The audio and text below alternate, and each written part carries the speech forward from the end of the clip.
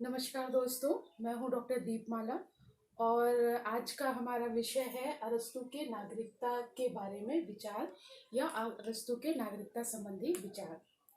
दोस्तों, जब भी मैं इस पश्चिमी विचारकों पर चर्चा करती हूँ तो स्टूडेंट्स के माइंड में एक चीज़ जरूर आती है कि आखिर इन विचारकों का, जो अरस्तू है, प्लेटो है, आप सब जानते हैं कि राजनीति विज्ञान में पाश्चात्य राजनीतिक विचारकों का एक बड़ा हिस्सा है और उनको जानना और समझना हमारे लिए बहुत ज़्यादा जरूरी है।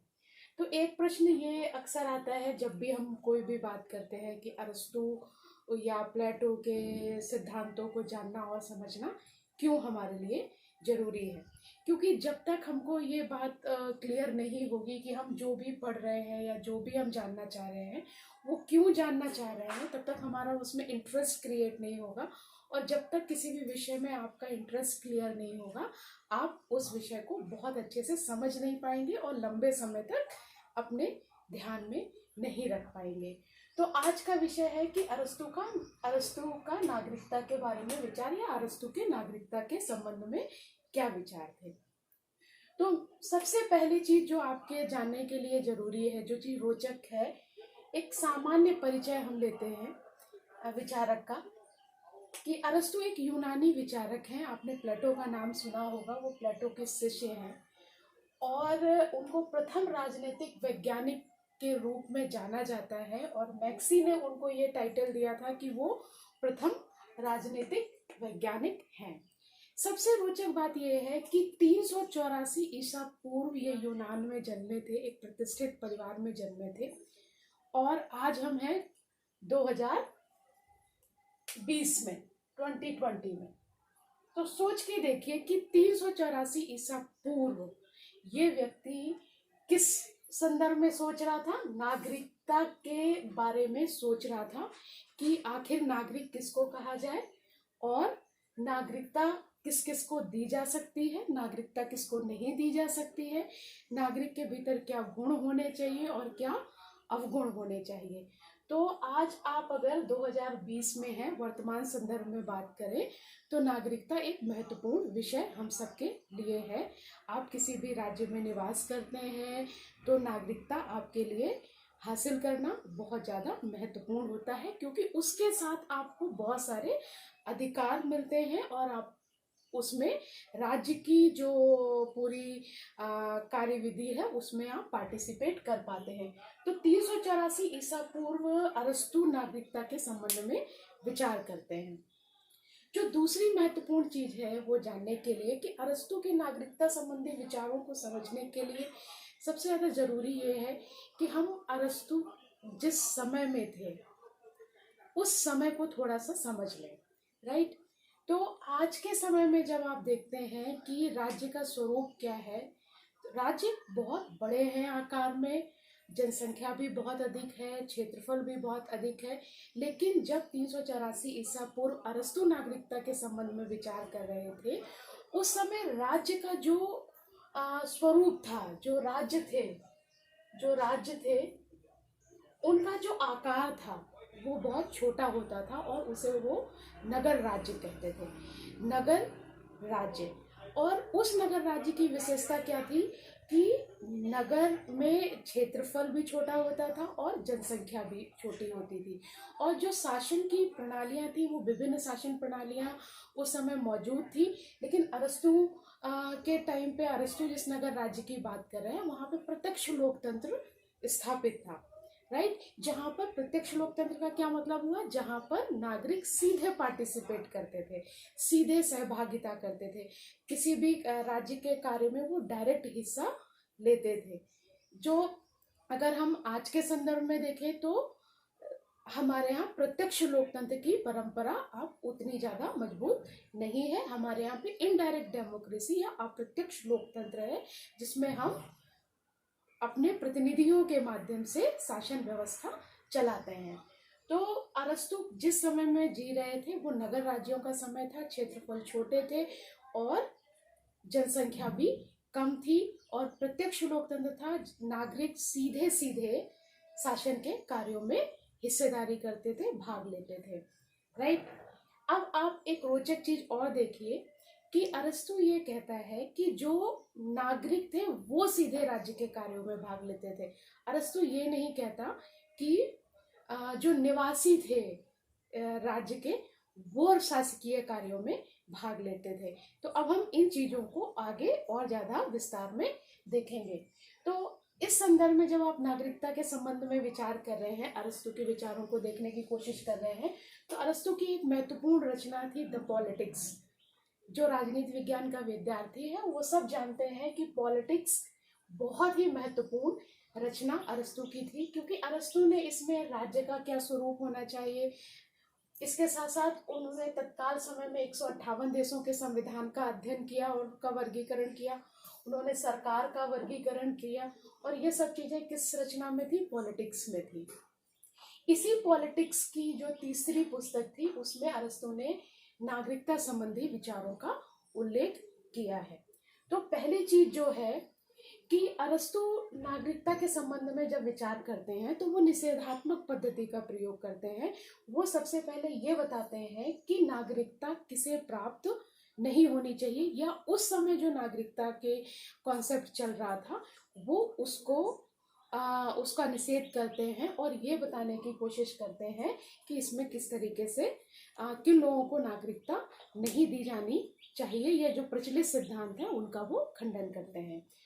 तो इस संदर्भ में आपको देखना है कि सबसे पहली चीज ये है, देखते हैं कि वो किस किस को नागरिकता देने की बात नहीं करते हैं।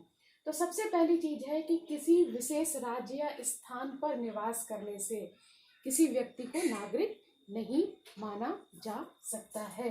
तो जो पहली चीज है कि निवास स्थान के आधार पर आप किसी को नागरिक नहीं कह सकते हैं। कैसे?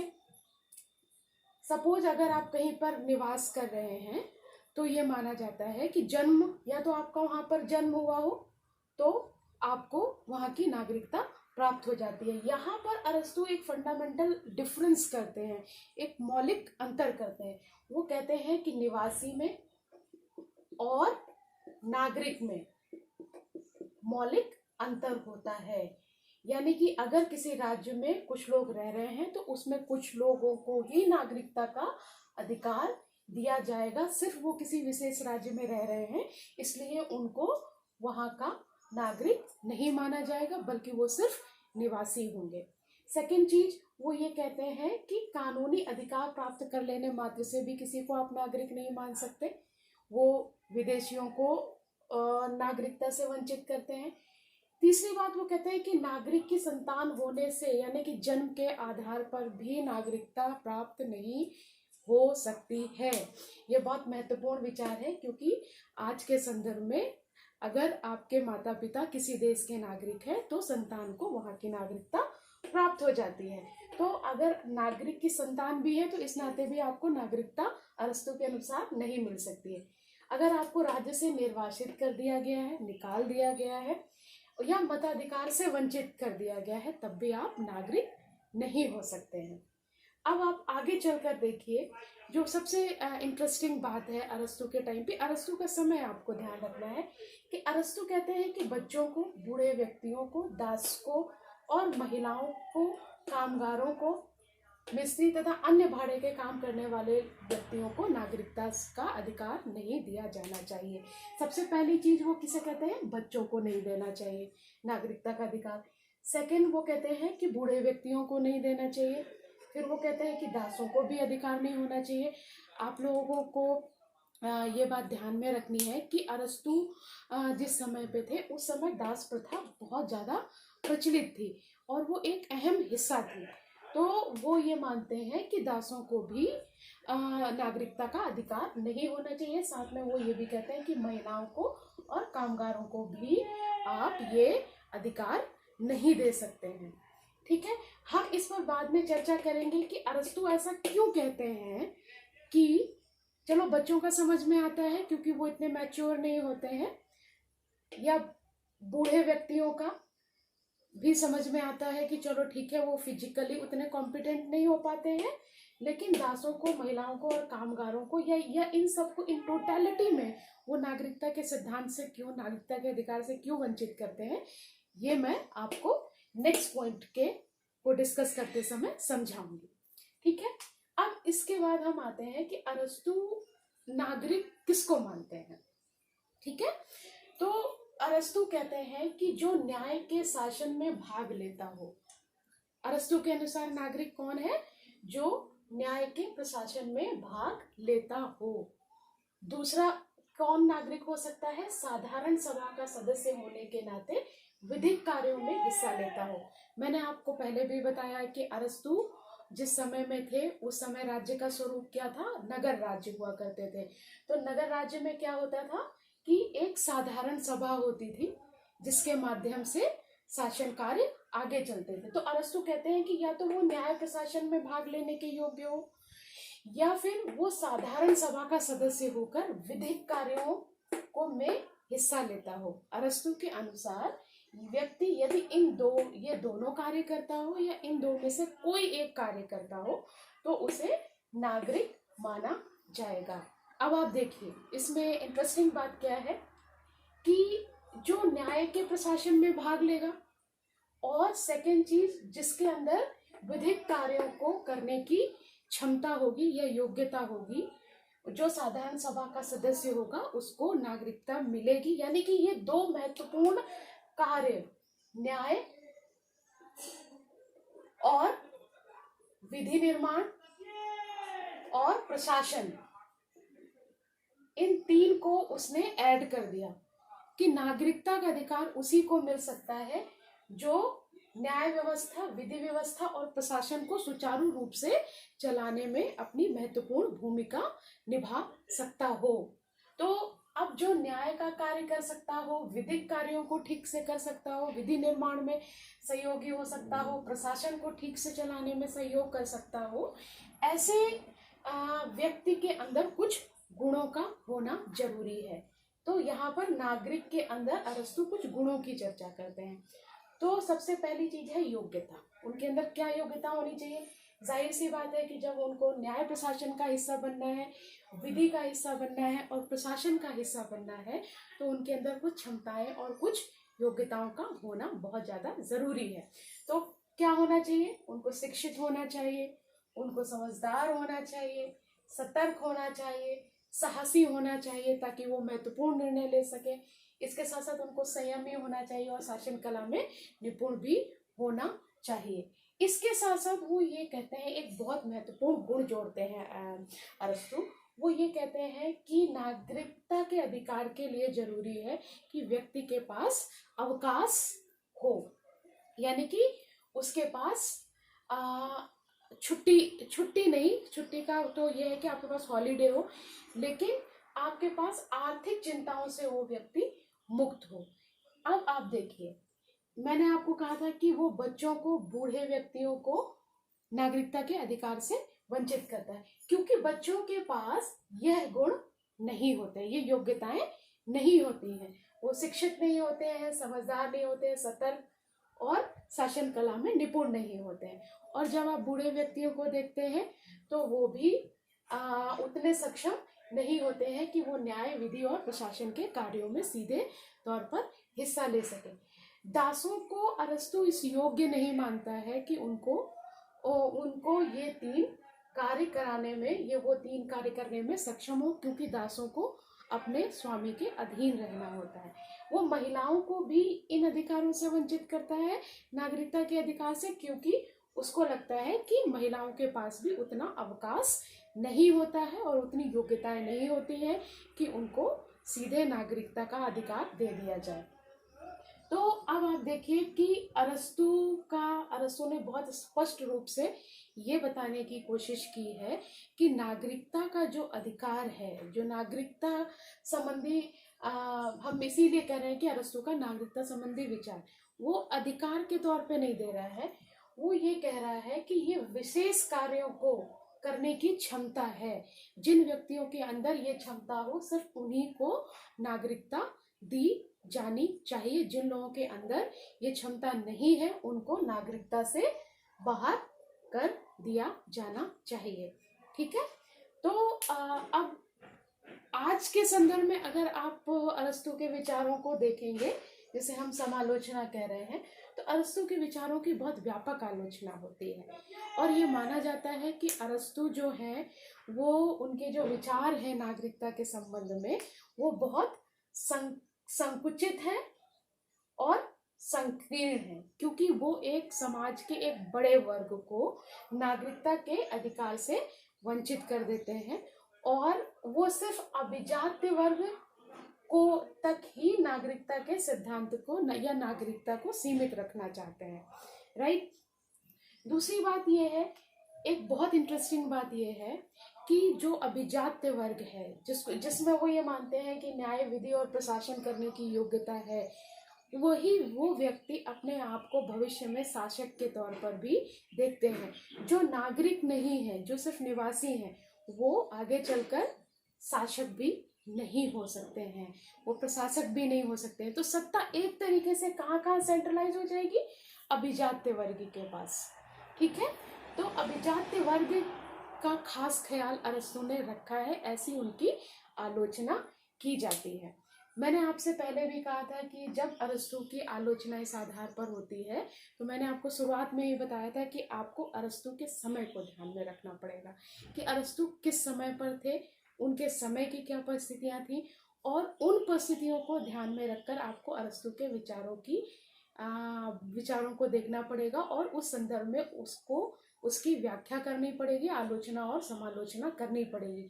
अगर आप वर्तमान संदर्भ में देखेंगे तो जाहिर सी बात है कि अरस्तु की यह आलोचना बनती है। लेकिन अगर आप नगर राज्यों के समय पर जाएंगे, जहां पर प्रत्यक्ष लोकतंत्र था, तो प्रत्यक्ष लोकतंत्र में भी इस बात का ध्यान रखना जरूरी था कि सभी लोग शासकीय कार्यों में हिस्सेदारी नहीं कर सकते हैं।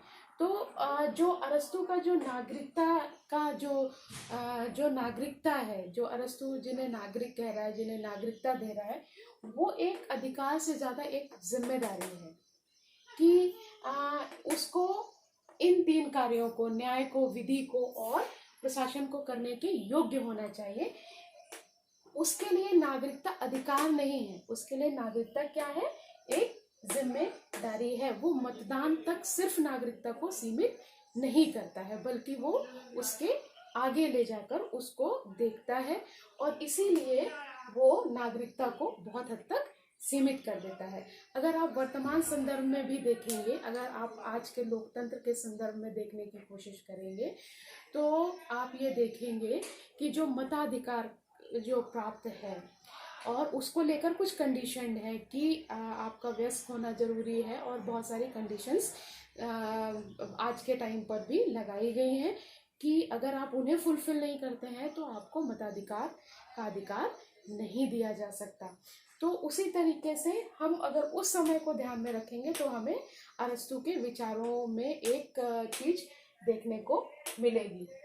तो अरस्तु के विचारों में जो सेंट्रल आइडिया है वो यही है कि नागरिकता जो है वो उन्हीं लोगों को प्राप्त होनी चाहिए जो वाकई नागरिकता के योग्य हो। तो ये इन टोटालिटी में अरस्तु के नागरिकता संबंधी विचार हैं। अरस्तु ने और भी कई चीज़ों पर विचार किया है, और वर्तमान संदर्भ में अरस्तु के इन विचारों को ध्यान में रखा जाना चाहिए, और उससे कुछ सीखने का, जो लेने योग्य चीज़ है वो हमें लेने का प्रयास करना चाहिए। इसमें सबसे इंटरेस्टिंग चीज़ ये है कि यदि आप वाकई चाहते हैं कि नागरिक जो हो बहुत सजग हो, बहुत ज़्यादा इफ़िशिएंट हो, तो आपको नागरिकों की शिक्षा पर बहुत ज़्यादा ध्यान देना चाहिए। उनके अंदर चारित्रिक गुणों का विकास हो, इस बात पर बहुत ज़्यादा ध्यान दिया जाना चाहिए। और प्रत्येक नागरिक के पास इतना अवकाश जरूर होना चाहिए कि वो शासकीय कार्यों को रिव्यू कर सके और उस पर अपना ओपिनियन बना सके। साथ ही साथ प्रत्येक नागरिक के पास इतने आर्थिक संसाधन जरूर होने चाहिए कि उनको मैनिपुलेट ना किया जा सके। तो आज का विषय जो है वो इतना ही। अगर आपको कोई भी प्रश्न हो इस बारे में तो आप लोग जरूर पूछ सकते हैं। चलते चलते सिर्फ एक ही बात कि जब आप किसी चीज़ को एंजॉय करते हैं, किसी चीज़ में इंटरेस्ट लेते हैं, तभी वो चीज़ आपको बहुत फ़ायदा करती है। तो आप ये मत सोचिएगा कि जीवन में तो वैसे ही इतने सारे प्रॉब्लम्स हैं, ऊपर से अरस्तु को और पढ़ना है, प्लेटो को और पढ़ना है। आप जब इन राजनीतिक विचारकों से को पढ़ेंगे, इनसे रूबरू होंगे, तो आपको भी अपने जीवन में बहुत सारी हेल्प मिलेगी, सिर्फ एग्जाम में नहीं, लाइफ में भी। तो मिलती हूँ नेक्स्ट टाइम, तब तक के लिए बहुत बहुत धन्यवाद। नमस्कार।